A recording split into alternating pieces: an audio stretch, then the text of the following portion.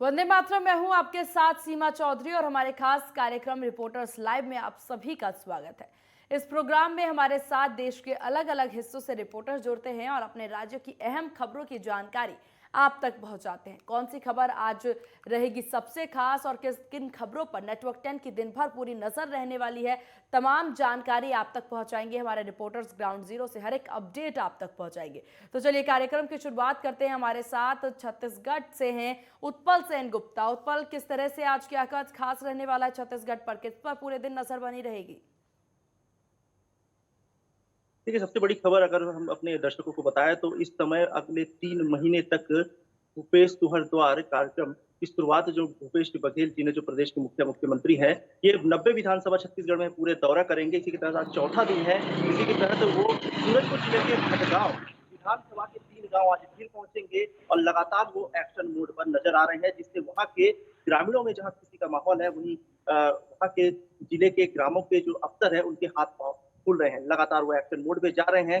जहाँ भी खामियां नजर आ रही है, ग्रामीणों की शिकायत आ रही है, तत्काल अधिकारी को निलंबन कार्रवाई जारी है। इसी के तहत आज वो भटगांव में विधानसभा के 3 गांव फिर पहुंचेंगे, भेंट मुलाकात कार्यक्रम करेंगे, जनता से रूबरू होंगे, ग्रामीणों किसानों की शिकायतें सुनेंगे और इसके साथ ही वहाँ कई चीजों का आयोजन के साथ ही कार्यक्रम में शामिल होंगे। इसके साथ ही मैं अगर अन्य खबरों की बात करूं तो लगातार ब्रिज राजनगर में रेल रोको आंदोलन के तहत मुंबई का स्टेशन जो मेन लाइन है वहाँ पे लगातार ट्रेनें विलंब से पहुंच रही है। तीज त्योहार का शादी का माहौल है, छुट्टियां चालू हो चुकी है। लगातार ट्रेनें 6 घंटे, 8 घंटे, 10 घंटे तक विलंब से पहुंच रही है अपने गंतव्य में, जिससे लोगों को, यात्रियों को काफी परेशानियों का सामना करना पड़ रहा है। इसके साथ ही अन्य एक और खबर की मैं बात करूं तो प्रदेश में गर्मी का प्रकोप लगातार जारी है। स्थानीय तूफान के कारण लगातार 1-2 दिन से जो तापमान है उसमें गिरावट 1 से 2 डिग्री का देखा गया है। बस्तर संभाग के साथ साथ इस स्थानीय तूफान का जो असर है रायपुर संभाग में पड़ा है। जी, हल्के घने बादल हैं, लेकिन इसके साथ ही 40 डिग्री का तापमान लगातार जारी है। गर्मी में लोग बिल्कुल हलाकान हैं। ऐसे में उत्पल, अगर बात किया जाए सीएम के कार्यक्रम की, तो किस प्रकार से आज के कार्यक्रम रहने वाले हैं, क्या कुछ विस्तार से जानकारी दीजिए। जी बिल्कुल, आज वो सबसे पहले सूरजपुर जिले के भटगांव विधानसभा में 11:30 बजे हेलीकॉप्टर से अपनी विश्राम जगह से रवाना होंगे और सबसे पहले वो कुदरगढ़ गाँव पहुँचेंगे, जहाँ जनता से मिलेंगे, रूबरू होंगे। इसके बाद वो कुछ समय वहाँ से बिताने के बाद दूसरे गाँव भिलाईगढ़ पहुँचेंगे। इसके साथ ही वहाँ भी जो भेंट मुलाकात कार्यक्रम होगा, इसके साथ ही तीसरे गाँव टिहरी पहुँचेंगे। इस पूरे दिन के कार्यक्रम के जो रूपरेखा तैयार की गई है, यहाँ काफ़ी समय यानी कि हर दिन वो 3 गाँव हर विधानसभा के पहुँच रहे हैं। इसी के तहत आज भी उनकी रूपरेखा इसी तरीके से पूरी की गई है कि जहाँ भी जाए वो भरपूर समय मिले, चाहे वो स्कूल हो, चाहे कॉलेज हो, चाहे ग्रामीण हो, चाहे किसान हो, जनता से रूबरू होके उनकी शिकायतों का निराकरण करना, उनसे रूबरू होना, उनसे भेंट करना, उनकी परेशानियों को तत्काल निराकरण करने की कोशिश मुख्यमंत्री भूपेश बघेल की रही है और इसी मंशा के तहत वो आज 3 गाँव पहुंचे। चलिए उत्पल, आप बने रखिएगा, आपके साथ आपके पास दोबारा लौटूंगी। हमारे साथ दिल्ली से हैं गजेंद्र, उनसे जान लेते हैं दिल्ली में क्या कुछ खास रहने वाला है आज पूरे दिन। गजेंद्र, किस पर पूरी नजर बनी रहेगी?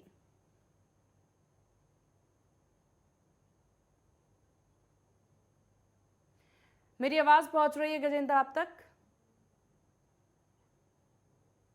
जी, बिल्कुल। गजेंद्र, किस जी। पर पूरे दिन नजर बनी रहेगी, कौन कौन सी वो खबरें रहेंगी दिन पर जिन पर नजर हम बनाए रखेंगे? जी, बिल्कुल देखिए मैं आपको बता दूँ कि दिल्ली में सबसे पहले तो दिल्ली में जिस तरीके से सिलेंडर ₹1000 हो गया और आम जनता के लिए इसका बोझ टलता हुआ दिखाई दे रहा है। इसको देखते हुए आज दिल्ली में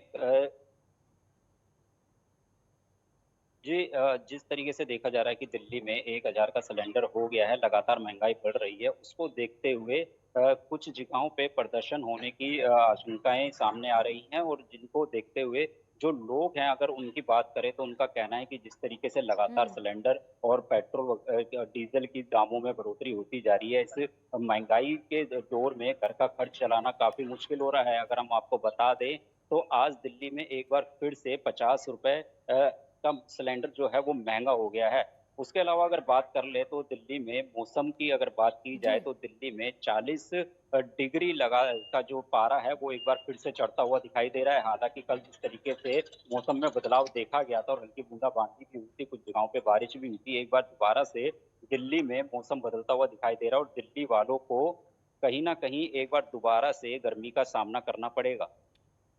बिल्कुल। और ऐसे में अगर गजेंद्र बात किया जाए कोरोना को लेकर के, तो कोरोना को लेकर के क्या कुछ अपडेट है आपके पास? जी बिल्कुल, अगर कोरोना की बात कर ली जाए तो दिल्ली में लगातार केस 1000 से ज़्यादा सामने आते हुए दिखाई दे रहे हैं। हालाँकि मौतों का जो आंकड़ा है वो अभी हम्म। निम्न बना हुआ है और किसी भी तरीके की मौत दर्ज नहीं की गई है। लेकिन अगर बात की जाए तो लगभग 17,732 टेस्टिंग हुए, जिसमें से 6.64% लोग जो है वो संक्रमित ज़रूर पाए गए। अगर बात कर लें तो दिल्ली में इस समय अस्पतालों के अंदर 180 मरीज भर्ती हैं, जिसमें से आईसीयू में 65, ऑक्सीजन सपोर्ट पे 60 और वेंटिलेटर पर 5 मरीज भर्ती हैं। दिल्ली में मामले को देखते हुए जो हॉटस्पॉट है उनकी संख्या भी बढ़ाकर 134 कर दी गई है। हालांकि जिस तरीके से केस लगातार देखा था कि 1500 से ऊपर जी। जा रहे थे और लगातार बनते हुए जा रहे हैं, उसको देखते हुए सख्ती दिल्ली में जरूर की गई है और दिल्ली में मास्क के ऊपर भी 500 रुपए का चालान लगा दिया गया। हालांकि 88 टीमों को जरूर दिल्ली में तैनात किया गया, 8-8 करके 8-8 लोगों की टीमों को हर जिले में तैनात किया गया, जो इस बात पे नजर रखेंगी कि बाजारों में जो भीड़ है उन्हों को किस तरीके से लोगों को समझाया जाए कि सोशल बिल्कुल। डिस्टेंसिंग और मास्क का जरूर ध्यान रखना है। और जो लोग हैं जो नहीं मान रहे हैं, जिनको मास्क की बार बार चेतावनी दी जा रही है, तो उनका हम्म। 500 रुपए का दंड भी किया जा रहा है। बिल्कुल गजेंद्र। और देखिए, इस प्रकार से यहाँ पर समस्याएं उत्पन्न हो रही है कोरोना को लेकर के। साथ ही साथ अगर इस वक्त बिजली की बात कर ली जाए, क्योंकि बिजली संकट सबसे ज्यादा देखी जा रही है, तो दिल्ली में बिजली को लेकर के क्या कुछ हालात, और आज दिन भर क्या बिजली के संकट यूं ही बरकरार रहेगा या फिर उससे संभलते नजर आएंगे? जी बिल्कुल, अगर बिजली संकट की बात कर ली जाए तो जिस तरीके से अभी हमने बात की कि किस तरीके से दिल्ली में लगातार गर्मी भी बढ़ती जा रही है, पारा भी 40 के पार जा रहा है। ऐसे में जो बिजली की खपत है जी। वो ज़्यादा होती है। लोग पूरा दिन घरों में कूलर, एसी, पंखा चलाते हैं और जो बाहर ऑफिसों में काम करते हैं वहाँ भी पूरा दिन की शिफ्ट हो या रात की शिफ्ट हो, बिजली का ज़्यादा प्रयोग होता है। इसके अंदर बिजली की खपत भी ज़्यादा हो रही है और जिस तरीके से देखा जा रहा है कि लगातार बिजली का यूज़ हो रहा है, तो उतनी ही बिजली की ज़रूरत भी है। लेकिन अगर कोयले की बात कर ली जाए तो दिल्ली को दादरी से जिस तरीके से आता है वहाँ पे बिजली की आपूर्ति होती है। देखा जाए तो कोयले को लेके जिस तरीके से सामने बात आ रही थी, अब दिल्ली वालों के लिए थोड़ी-सी मुश्किल ज़रूर है, क्योंकि बिजली के अंदर कटौती की बात की जा रही है। लेकिन जिस तरीके से गर्मी चल रही है, ऐसे में दिल्ली वाले लगातार बिजली का ज़रूर जी। प्रयोग कर रहे हैं। हालाँकि बिजली की कटौती को देख के दिल्ली सरकार ने भी कहा है कि अगर बिजली में कटौती करनी पड़ी, तो वहीं मेट्रो के अंदर और अस्पतालों के अंदर 24 घंटे बिजली देना मुश्किल होगा। ऐसे में जो केंद्र सरकार है वो कोई ऐसा कदम उठाए, कोई ऐसी राहत निकाले कि जिसकी वजह से बिजली की जो आपूर्ति है वो पूरी रहे। बिल्कुल। और बहुत ज़रूरी हो जाता है ऐसे समय पर, क्योंकि गर्मी इतना ज़्यादा है, तो इतनी गर्मी में बिजली का होना बहुत ज़रूरी है। आपके पास लौटेंगे, लेकिन उत्तराखंड से हमारे संवाददाता ज्ञानेंद्र तिवारी बने हुए। ज्ञानेंद्र, क्या कुछ खास आज रहने वाला है उत्तराखंड में? देखिए, अगर उत्तराखंड की बात करें तो देखा जाए तो चार धाम यात्रा गतिमान है और ऐसे में हमने देखा 3 तारीख को गंगोत्री यमुनोत्री के कपाट खुले और 6 तारीख को देखा गया कि केदारनाथ के कपाट खुले। कल बद्रीनाथ के कपाट खोलने हैं और ऐसे में तैयारियों को आज अंतिम रूप देने का जो काम है वो किया जा रहा है। खास तौर पे जो बद्री केदार समिति है उसकी तरफ से कल बद्रीनाथ के जो कपाट खोले जाएंगे उसकी भव्यता और कहीं ना कहीं इस समय जिस तरीके से पूरे बद्रीनाथ मंदिर को जो सजाने का काम है वो किया जा रहा है और कल सुबह बद्रीनाथ के जो कपाट हैं शुभ मुहूर्त में वो खोले जाएंगे। और ऐसे में देखा जाए तो चारों धामों में जिस तरीके से भारी संख्या में जो श्रद्धालु है वो पहुंच रहे हैं। बद्रीनाथ में कल जब कपाट खुल जाएगा तो वहाँ भी हजारों की संख्या में जो श्रद्धालु हैं वो मौजूद रहेंगे, क्योंकि हमने देखा जिस तरीके से कल 6 मई को जिस तरीके से बाबा केदार के कपाट खुले, 10,000 से अधिक जो श्रद्धालु थे बाबा केदार घाटी में मौजूद थे और ऐसे में 6:25 में जब बाबा केदार के कपाट खुले तो ऐसे में लगातार जो तभी से जो श्रद्धालुओं का वहाँ तांता लगा हुआ है, लगातार जो दर्शन है वो श्रद्धालु कर रहे हैं और ऐसे में कल से बद्रीनाथ के कपाट खुल जाएंगे तो वहां भी इस तरह की तस्वीरें देखने को मिलेगी। बहरहाल बद्रीनाथ के कपाट खोले जाने को लेकर स्थानीय स्तर पे और प्रशासन स्तर पे तैयारियों को अंतिम रूप आज देने का काम किया जा रहा है। दूसरी तरफ अगर हम बात कर लें उत्तराखंड की सियासत की बात कर लें तो जिस तरीके से चंपावत उपचुनाव को लेके कहीं ना कहीं 9 तारीख को मुख्यमंत्री जो पुष्कर सिंह धामी हैं उपचुनाव में उम्मीदवार के रूप में भाजपा की तरफ से अपना नामांकन करने वाले हैं और ऐसे में इनको अंतिम रूप देने का काम पार्टी की तरफ से किया जा रहा है। तमाम जो रणनीतियां हैं उन्हें अंतिम रूप दिया जा रहा है। और देखा जाए तो चंपावत में भाजपा की कई टीमें इस दौरान जिस तरीके से जमीनी हकीकत खंगालने का काम कर रही है, और ऐसे में आज कहीं ना कहीं जो रणनीतियां हैं उनमें अंतिम रूप दिया जाएगा। और ऐसे में जो पार्टी के वरिष्ठ नेता हैं लगातार मंथन भी कर रहे हैं कि किस प्रकार से चुनाव प्रचार में वो जाएंगे। हालांकि 9 तारीख को नामांकन के बाद जिस तरीके से पार्टी की अगली जो रणनीति होगी उसे फ्लैश किया जाएगा। बहरहाल आज कहीं ना कहीं रणनीतियों को लेकर मंथन करने का जो दौर है वो चल रहा है। दूसरी तरफ अगर हम देखें, कांग्रेस की तरफ से भी उपचुनाव को लेकर जो तैयारियां हैं उसे पूरा कर लिया गया है। पार्टी की तरफ से जो उम्मीदवार का ऐलान किया गया, और ऐसे में जिस तरीके से तमाम जो पार्टी की गतिविधियां हैं उसको लेकर जो मंथन है वो प्रदेश स्तर पे चल रहा है। इसके अलावा प्रदेश युवा की तरफ से आज एक बड़ी प्रेस कॉन्फ्रेंस की जा रही है, जिसमें कि कोरोना काल में मृत्यु के जो आंकड़े सरकार की तरफ से जारी किए गए थे उस पर सवाल खड़ा किया जाएगा। और साफ तौर पे यूथ कांग्रेस का ये कहना है कि कोरोना काल में जो मृत्यु के जो आंकड़े हैं सरकारों की तरफ से जारी किए गए हैं उन आंकड़ों में जो है गड़बड़झाला है। आंकड़े काफ़ी कम संख्या में दिखाए गए हैं, जबकि कोरोना काल में काफ़ी अधिक संख्या में लोगों की जो मृत्यु है वो कोरोना की वजह से हुई है। इसके अलावा अगर हम देख लें, मौसम विभाग की तरफ से लगातार जो चेतावनी है वो जारी की गई है। वर्तमान में अगर हम देखें, चार धाम यात्रा भी गतिमान है, और ऐसे में जिस तरीके से मैदानी क्षेत्रों में गर्मी लगातार बढ़ता चला जा रहा है। तापमान अगर हम देखें, आज तकरीबन 37 डिग्री के सेल्सियस के आसपास के जो तापमान हैं वो होने की उम्मीद है देहरादून में। और इसके अलावा अगर हम हरिद्वार की बात कर लें तो पहाड़ी क्षेत्रों में भी तापमान लगातार बढ़ने की जो संभावनाएं हैं वो व्यक्त की गई हैं। और देखा जाए तो जिस तरीके से मौसम लगातार बढ़ता चला जा रहा है, तापमान बढ़ता चला जा रहा है, मौसम में जो बदलाव है इसकी वजह से देहरादून और पहाड़ी क्षेत्रों में भी गर्मी इस बार देखने को मिल रही है। इसके अलावा अगर हम बात कर लें बिजली को लेकर, अगर हम बात कर लें उत्तराखंड के अंदर जिस तरीके से बिजली कटौती लगातार हमने देखा भी पिछले सप्ताह, किस तरीके से जो ग्रामीण क्षेत्रों में 3 से 4 घंटे की जो कटौती थी वो कहीं ना कहीं देखने को मिली थी। और वर्तमान में अगर हम देखें जिस तरीके से बिजली कटौती को कहीं ना कहीं सरकार ने अब रोक लिया है, और लगातार जिस तरीके से बात आ रही थी कि बिजली की जो कमी है देश भर के साथ उत्तराखंड के भी अंदर देखने को मिल रही थी, और कहीं ना कहीं इसकी भरपाई के लिए राज्य सरकार ने इस पे गंभीरता लिया। कई दौरान मुख्यमंत्री स्तर पे बैठकें भी हुई, और ऐसे में बिजली जो कई दूसरे राज्यों से भी खरीदी जा रही है, जिससे कि जो औद्योगिक क्षेत्र हैं, ग्रामीण क्षेत्र हैं या मैदानी क्षेत्र हैं जहां बिजली की कमी ना हो वहां बिजली की उपलब्धता कराने का काम किया जा रहा है। इसके अलावा सरकार इस बात पे भी मंथन कर रही है कि बिजली की अन्य सोर्सेज पे भी काम कर रही है, रिसोर्सेज पे भी काम कर रही है। यानी पिरूल से बिजली उत्तराखंड के अंदर उत्पादित किया जा सकता है। पिरूल का कहीं ना कहीं पर्यावरण के हिसाब से, और जो पहाड़ी इलाके हैं पिरूल की जो उपयुक्तता है, काफ़ी अधिक संख्या में पिरूल उत्तराखंड के अंदर मौजूद है, और उसका उपयोग जो है उत्तराखंड की सरकार अगर बिजली उत्पादन के तौर पे करती है तो कहीं ना कहीं इसका जो फायदा हो सकता है, सरकार इस पे भी मंथन कर रही है।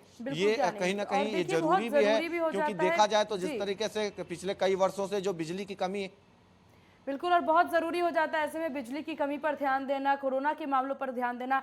आपके पास ज़रूर वापस लौटूंगी, लेकिन हमारे साथ पंजाब से ईशा ठाकुर हमारी संवाददाता बनी हुई है। ईशा, क्या कुछ खास आज पंजाब में रहने वाला है?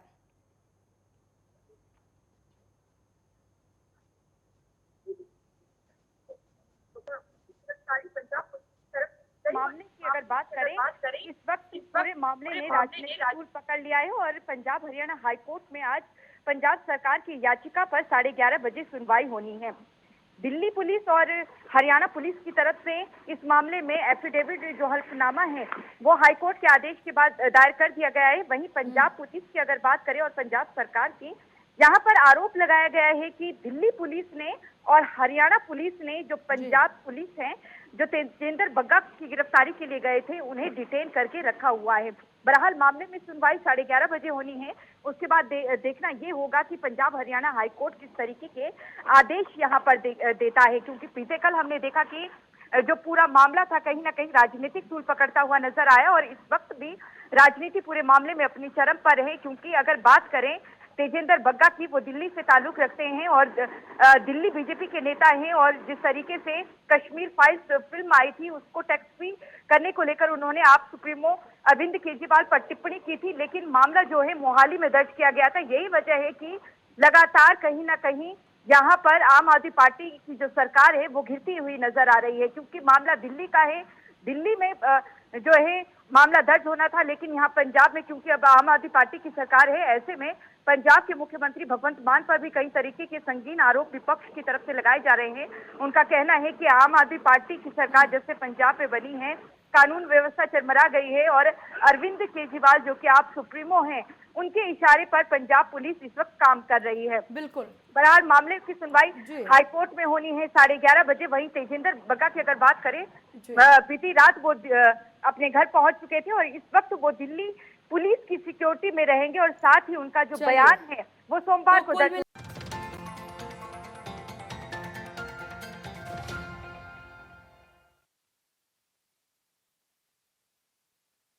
हम सभी जान रहे थे कि देश के हर एक कोने से संवाददाता हमारे जुड़े हुए हैं, तमाम सहयोगी बने हुए जो कि बताएंगे कि कहां पर क्या कुछ हाल रहने वाला है आज पूरे दिन और किन किन खबरों पर नेटवर्क 10 की नजर बनी रहेगी। तो एक बार और चलिए रुक करते हैं और चलिए उत्पल आपके पास आना चाहूंगी छत्तीसगढ़ में और क्या कुछ खास रहने वाला है। साथ ही साथ अगर बात कोरोना के मद्देनजर वैक्सीनेशन की जाए तो आज क्या कुछ हाल वैक्सीनेशन पर रहने वाला है छत्तीसगढ़ में। देखिए, छत्तीसगढ़ प्रदेश की बात करें और कोरोना को लेकर बात करें तो लगभग इतने प्रकोप झेलने के बाद 100% के लगभग टीकाकरण हो चुकी है। लगातार 24 जिले जो है छत्तीसगढ़ के वो शून्य पर चल रहे हैं कई दिनों से। यही अगर 4 या 5 ही जिले ऐसे हैं जहां 1-2 ऐसे केसेस आ रहे हैं। पूरे प्रदेश में सिर्फ 4 से 5 केसेस प्रतिदिन आ रहे हैं और जो पुराने तरीके की जो प्रतिबंध थी सरकार ने पूरी तरफ से हटा ली है, जिसके मद्देनजर अभी सामान्य जिंदगी लोग जी रहे हैं, त्योहार या पूरी तरीके से मना पा रहे हैं, यात्राएं पूरी तरीके से की बंधन नहीं है। तो पूरी तरीके से जो कोरोना की प्रकोप है लगभग प्रदेश में कम हो चुकी है। हाँ, 12 साल से ऊपर की वैक्सीनेशन फिलहाल चल रही है, उसमें 12 साल से ऊपर के जो बच्चे हैं वो बढ़ चढ़कर हिस्सा ले रहे हैं। लेकिन इसके साथ ही देखिए जो अदर एज के हैं, एडल्ट से लेके बुजुर्गों तक की, उनके टीकाकरण लगभग 50% हो चुकी है पूर्णतः। चलिए दिल्ली का रुख करते हैं। दिल्ली से हमारे साथ गजेंद्र बने हुए हैं। गजेंद्र, क्या कुछ हाल दिल्ली में वैक्सीनेशन को लेकर के और साथ ही साथ जिस प्रकार से पॉल्यूशन की बात यहाँ पर कर ली जाए दिल्ली में, उसके क्या कुछ हाल इस वक्त। जी बिल्कुल, अगर वैक्सीनेशन की बात कर ली जाए तो दिल्ली में अब लोग वैक्सीनेशन को लेकर जागरूक होते हुए दिखाई दे रहे हैं। हम आपको बता दें कि दिल्ली में बूस्टर डोज के लिए भी अब लोग बढ़ चढ़ के सामने आ रहे हैं। जिस तरीके से देखा गया कि दिल्ली के अंदर पहले निजी अस्पतालों के अंदर बूस्टर डोज लगाई जा रही थी, जिसके लिए एक रकम भी दी जा रही थी, फीस दी जा रही थी। लेकिन अब दिल्ली सरकार के फैसले के बाद अब दिल्ली के अंदर हर सरकारी कैंप के अंदर और हर सरकारी जहां भी डोज लगाई जा रही है, वहां पे सभी जगह पे अब मुफ्त बूस्टर डोज लगाई जा रही है, जिसके बाद लगातार लोग उसको बूस्टर डोज लगाने के लिए जा रहे हैं। अगर बात कर ले तो दिल्ली में लगातार, अगर युवाओं की बात कर ले, 18 साल से ऊपर के लोगों की बात कर ले, तो वो लगातार जो है रोज तकरीबन 5000 से ज्यादा लोगों को बूस्टर डोज लगाई जा रही है। और अगर 60 साल से ज्यादा के लोगों की बात कर ली जाए तो वो भी लगातार बूस्टर डोज लगाने के लिए कैंपों में पहुंच रहे हैं। और बात कर ले तो 12 साल से ऊपर की उम्र के जो बच्चे हैं वो भी लगातार जोश से भरे हुए दिखाई दे रहे हैं और लगातार डोज लगाने के लिए, वैक्सीन लगाने के लिए जा रहे हैं। क्योंकि जिस तरीके से कोरोना को देखा गया था 2 साल में, अब लोगों को अंदर वैक्सीन लगाने के बाद कोरोना से डर भी खत्म हो रहा है, जिसके बाद वैक्सीन लगाने के बाद बच्चे भी स्कूल जाने के लिए अपने आप को काफी तैयारी पूरी देखी जा रही है। चलिए गजेंद्र, आपका जिस तरीके से आपने बताया कोरोना को लेकर के, अब ज्ञानेंद्र आपकी तरफ रुख करूंगी। उत्तराखंड में पहले कोरोना के हालात और दूसरी जिस तरीके से 4 धाम यात्रा यहां पर शुरू हो चुके हैं, उसको लेकर के पहले ही बोला गया था कि केदारनाथ में एक दिन में 12,000 श्रद्धालु ही जाएंगे। लेकिन जिस प्रकार से ये आंकड़े बढ़ते जा रहे हैं, संख्या बढ़ती जा रही है, उसको लेकर के किस तरह की तैयारी।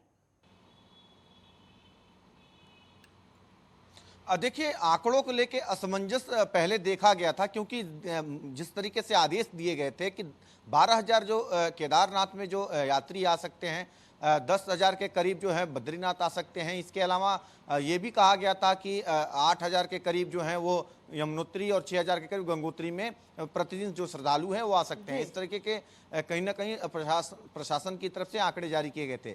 लेकिन जिस तरीके से मुख्यमंत्री का बयान आया 4 धाम क्षेत्र से, मुख्यमंत्री ने बात कही कि किसी भी प्रकार की कोई जो संख्या निर्धारण नहीं किया गया है यात्रियों को लेके। और ऐसे में उसके बाद देखा जाए तो जिस तरीके से कोरोना को लेके भी ये अफवाह देखने को मिल रहा था कि RT-PCR की नेगेटिव रिपोर्ट की अनिवार्यता रहेगी, उसके बाद जो प्रशासन स्तर पर इसे स्पष्ट किया गया कि चारधाम यात्रा में जो भी श्रद्धालु देश विदेश से आ रहे हैं उन्हें किसी भी प्रकार की कोरोना से संबंधित नेगेटिव रिपोर्ट नहीं लानी है। और ऐसे में अगर देखा जाए संख्या निर्धारण को लेके भी मुख्यमंत्री ने ये स्पष्ट कर दिया है कि किसी भी प्रकार के निर्धारण नहीं रखे गए हैं राज्य में, और ऐसे में कितनी भी संख्या होगी वो श्रद्धालु उस दौरान केदारनाथ हो या बद्रीनाथ हो या गंगोत्री यमुनोत्री हो वहां दर्शन कर सकते हैं। संख्या का जो निर्धारण है उसे कहीं ना कहीं रोक दिया गया है। दूसरी तरफ अगर हम कोरोना को देख लें, एक अच्छी खबर मानी जा सकती है।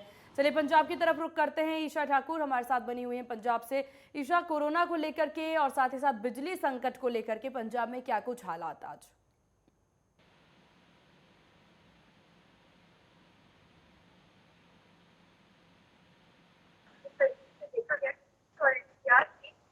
कोरोना के मामलों में इजाफा हुआ है और एनसीआर की तरफ से, हरियाणा की तरफ से जो लोग पंजाब की तरफ भी रहता है, तो ऐसे में पंजाब की सरकार की तरफ से यहाँ पर टेस्टिंग बढ़ा दी गई है। लेकिन पिछले 24 घंटे की अगर बात करें तो 24 मामले की कोरोना के सामने आएगी, तो ऐसे में जो स्थिति है कहीं ना कहीं सामान्य यहाँ पर बनती नजर आ रही है। कोविड की गलती नहीं है। दूसरी तरफ अगर बात करें संकट की, तो यहाँ पर जो बिजली संकट है वो अभी भी गहराता जा रहा है और जो कटौती है वो लगातार जारी है। चलिए बिल्कुल, और इस बिजली संकट की बात कर ली जाए या कोरोना की बात कर ली जाए, देश भर में हर कोने में इसकी संकट देखने को मिल रही है। आप सभी का बहुत शुक्रिया अपने प्रदेश की जो हालात आज रहने वाली है, जिन खबरों पर नजर रहने वाली है, वो बताने के लिए बहुत शुक्रिया। तो रिपोर्टर्स अपने प्रदेश का हाल बता रहे थे कि किस प्रकार से आज दिन भर किन किन खबरों पर खासा नजर नेटवर्क 10 की रहने वाली है। फिलहाल इस खास कार्यक्रम में बस इतना।